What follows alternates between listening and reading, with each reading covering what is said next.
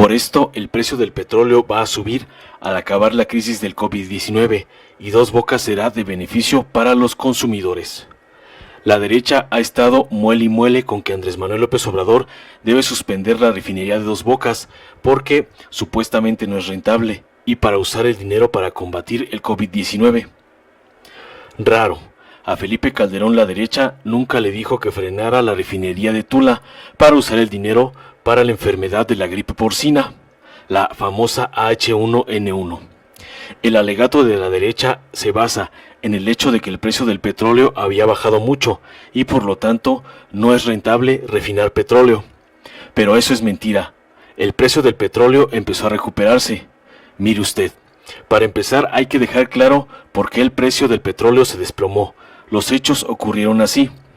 1. A partir de 2014, Estados Unidos empezó a aumentar su producción de petróleo con fracking, lo cual redujo el precio internacional del petróleo a casi la mitad para 2018. 2. A principios de 2020, debido al COVID-19, varios países empezaron a usar menos gasolina, lo cual causó que se cayera el precio del petróleo. 3. Como resultado, la OPEP y Rusia, que no está en la OPEP, acordaron reducir la producción mundial de petróleo para que los precios del petróleo se pudieran recuperar. 4. El COVID-19 se agravó, por lo cual se usó aún menos gasolina a nivel mundial, particularmente en China. Nuevamente, el 6 de marzo pasado, la OPEP pidió a los países productores de petróleo reducir la producción para que no bajara más el precio. Pero esta vez Rusia no quiso bajar su producción. 5. 2 días después, el 8 de marzo pasado, y en respuesta a la negativa de Rusia a bajar su producción, Arabia redujo los precios de su petróleo, causando una caída de 30% en el precio internacional de dicho petróleo. Esto detonó devaluaciones y caídas en los precios de las bolsas de valores del mundo. Esta guerrita de a ver quién lo logra más resultó ser una guerrita contra el viento, ya que Arabia y Rusia terminaron empapados en sus propios lodos. Arabia tuvo que proyectar un déficit en sus finanzas y Rusia tuvo una fuerte devaluación y déficit. Además, se llevaron entre las patas al resto de las economías mundiales, causando fuertes recesiones. Estados Unidos no quiso hacer nada, pero la caída en los precios del petróleo le pegaron durísimo a su industria petrolera.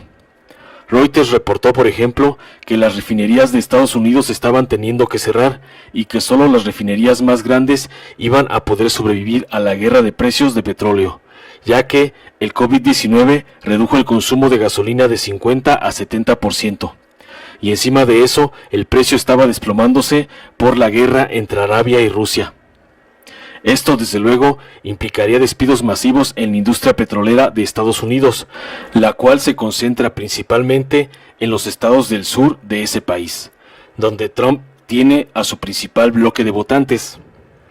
Al día siguiente de que Reuters publicara ese reporte, Donald Trump anunció que de plano tuvo que hablar con Mohammed bin Salman, mandamás en Arabia, para pedirle que ya parara la guerra de precios con Rusia.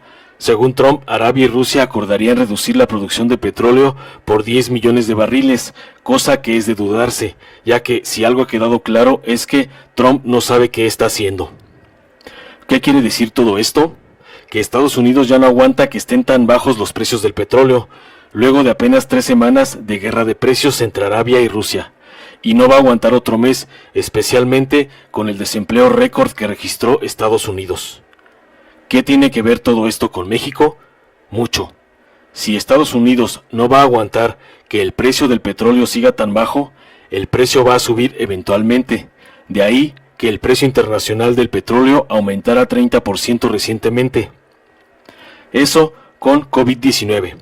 Si los pronósticos funcionan, la enfermedad tendría su pico en abril y la actividad económica empezaría a recuperarse hasta junio o julio. ¿Qué va a pasar si la actividad económica regresa a la normalidad en julio? Pues que va a aumentar el consumo de gasolina, y si aumenta el consumo de gasolina, aumentan los precios del petróleo. Si sube el precio del petróleo, baja el precio del dólar en México. Ahora bien, la idea de la refinería de Dos Bocas era que México no tuviera que comprar gasolina al extranjero.